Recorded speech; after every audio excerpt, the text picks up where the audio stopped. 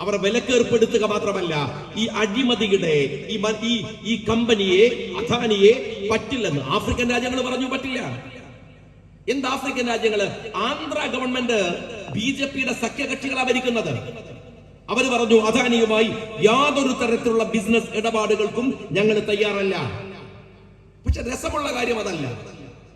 ആന്ധ്ര പോലും അദാനി വേണ്ടെന്ന് പറയുമ്പോൾ, ആഫ്രിക്കൻ രാജ്യങ്ങൾ അദാനി വേണ്ടെന്ന് പറയുമ്പോൾ, അമേരിക്ക അദാനി വേണ്ടെന്ന് പറയുമ്പോൾ, കേരളത്തിലെ വിപ്ലവ ഇടതുപക്ഷ പ്രസ്ഥാനം അദാനിക്ക് ചുവന്ന പരവതാനി വിരിക്കുകയാണ്. ഇതെന്തു രാഷ്ട്രീയമാണ്? അദാനിയെ നഖശിഖാന്തം എതിർക്കുന്ന രാഹുൽ ഗാന്ധി വലതുപക്ഷ രാഷ്ട്രീയക്കാരൻ, അദാനിക്ക് ചുവന്ന പരവതാനി വിരിക്കുന്ന പിണറായി വിജയൻ ഇടതുപക്ഷ രാഷ്ട്രീയക്കാരൻ. എന്തു വിരോധാഭാസമാണ്? എന്തുതരം വിരോധാഭാസമാണ് നിങ്ങൾ പറഞ്ഞുകൊണ്ടിരിക്കുന്നത്? ഈ രാജ്യത്തെ സാമ്പത്തികമായ വിഷയങ്ങളിൽ മാത്രമല്ല, നിങ്ങൾ മനസ്സിലാക്കണം, ഇന്ത്യയുടെ പാർലമെന്റിനകത്ത് കോൺഗ്രസിനെതിരായി ഒരു ആരോപണം ഉന്നയിക്കാൻ ശ്രമിച്ചു BJP.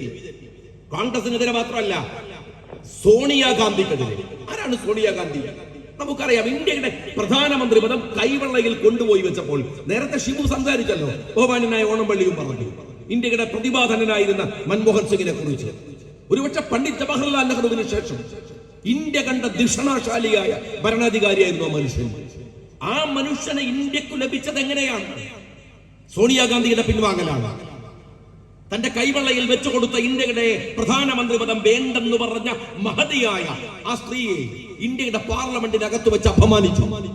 ഈ BJP-യുടെ നേതാവ് പ്രസംഗിച്ചതാണ്, ജോർജ് സോറോസ് ഫൗണ്ടേഷന്റെ പണം വാങ്ങുന്നു ആര്?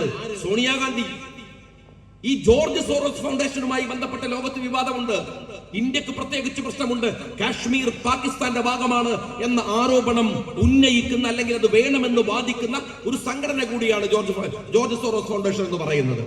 അതുകൊണ്ട് അവരുടെ പണം വാങ്ങുന്നത് തെറ്റാണ്, അതിൽ ആർക്കും സംശയമില്ല. പക്ഷെ ആ പണം വാങ്ങി സോണിയാഗാന്ധി എന്ന ആരോപണം ഉന്നയിക്കാൻ ഉപോത്ബലകമായ തെളിവ് പറഞ്ഞത് ഫ്രഞ്ച് പത്രമായിട്ടുള്ള മീഡിയ പാർട്ട് എന്ന് പറയുന്ന ഫ്രഞ്ച് പത്രം, ആ പത്രത്തിൽ വന്നു എന്നാണ്. ശരി, അങ്ങനെ വന്നിട്ടുണ്ടെങ്കിൽ അതും നമുക്കൊരു ആരോപണമായി ഉന്നയിക്കാൻ കഴിയുന്ന കാര്യമാണ്. എന്നാൽ ആ ഫ്രഞ്ച് പത്രത്തിന്റെ ഡയറക്ടർ കഴിഞ്ഞ ഏതാനും ദിവസങ്ങൾക്ക് മുമ്പ് വളരെ പരസ്യമായി, കാരിൻ ഫ്യൂട്ടോ എന്ന് പറയുന്ന അതിന്റെ ഡയറക്ടർ പറഞ്ഞു, ഞങ്ങളുടെ പത്രത്തിൽ അങ്ങനെ ഒരു വാർത്ത പോലും വന്നിട്ടില്ല. നിങ്ങൾ മനസ്സിലാക്കണം, ഇന്ത്യയുടെ പാർലമെന്റാണ്. നമ്മുടെ നിയമസഭയിൽ പോലും ഒരു കളവ് പറഞ്ഞാൽ അത് രേഖയിൽ ഉണ്ടാവില്ല. പക്ഷെ ഈ പറഞ്ഞ മഹാനുണ, ഒരു മന്ത്രി പറഞ്ഞ കളവ്, ഒരാൾക്കെതിരെ ഉന്നയിച്ച കടുത്ത ആരോപണം ആ പാർലമെന്റിന്റെ രേഖയിൽ ഇപ്പോഴും കിടക്കുന്നു. ആർക്കെതിരെ